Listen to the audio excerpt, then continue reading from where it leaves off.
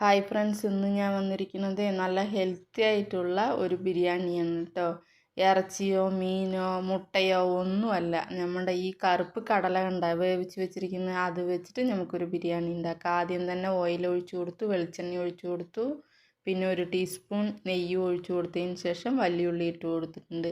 എന്നിട്ട് നന്നായി വഴറ്റിയെടുക്കുക. വല്യുള്ളി വഴണ്ട് വന്നത് ഇഞ്ചി വെളുത്തുള്ളിയുടെ പേസ്റ്റ് ഇട്ട് കൊടുത്ത് നന്നായി മിക്സ് ചെയ്യുക. അതിന് ശേഷം ഒരു 2-3 തക്കാളി ഇട്ട് നന്നായി വഴറ്റിയെടുക്കുക. വഴണ്ട് വന്നതിന് ശേഷം അതിലോട്ട് കുറച്ച് ഉപ്പിട്ട് കൊടുക്കുക. ഉപ്പ് ഇട്ടതിന് ശേഷം നന്നായി മിക്സ് ചെയ്ത് ലേശം ബിരിയാണി മസാലപ്പൊടി ഇട്ട് കൊടുത്തിട്ടുണ്ട്.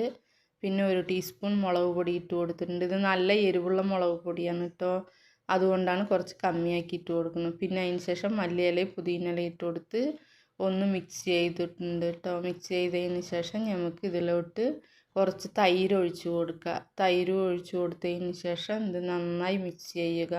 മിക്സ് ചെയ്തതിന് ശേഷം നമുക്ക് ഈ വേവിച്ച് വെച്ചിരിക്കുന്ന കടലയുണ്ടല്ലോ അത് അതിലോട്ട് ഇട്ട് കൊടുക്കുക. അതിൻ്റെ വെള്ളമൊക്കെ നമുക്ക് അരിക്ക് എത്ര വെള്ളം വേണം പറഞ്ഞാൽ അതിൻ്റെ ഒപ്പം അളന്നൊഴിക്കാൻ വേണ്ടിയിട്ട് ആ കടല വേവിച്ച് വെള്ളം കൊടുക്കുക കേട്ടോ. അതും ഒഴിച്ചു കൊടുത്തിട്ടുണ്ട്.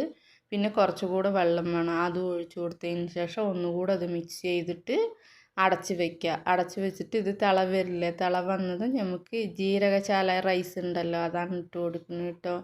അത് ഇട്ട് കൊടുത്തതിന് ശേഷം നമുക്ക് ഇതിനെ ഒന്ന് മിക്സ് ചെയ്ത് കൊടുക്കുക. മിക്സ് ചെയ്തതിന് ശേഷം നമുക്ക് ഇത് അടച്ച് വയ്ക്കുക കേട്ടോ. അടച്ച് വെച്ചതിന് ശേഷം ഇത് തിള വരില്ലേ, മിക്സ് ചെയ്ത് കഴിഞ്ഞതും ഉടനെ തന്നെ ഇതിൽ പട്ട, ഗ്രാമ്പൂ, ഏലക്കായ് ഇത് 3 അരച്ച പേസ്റ്റ് കുറച്ചിട്ട് കൊടുക്കണം, എനിക്ക് പറയാൻ മറന്നു.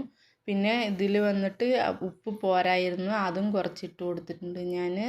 പിന്നെ ഒരു മുറി നാരങ്ങ നീര്, 2 ഗ്ലാസ് അരിയെ വെക്കുന്നുള്ളൂ, അതുകൊണ്ടാണ്. എന്നിട്ട് ഇത് അടച്ച് വെച്ച് തിള വന്നത് ഒന്നുകൂടെ മിക്സ് ചെയ്യുക.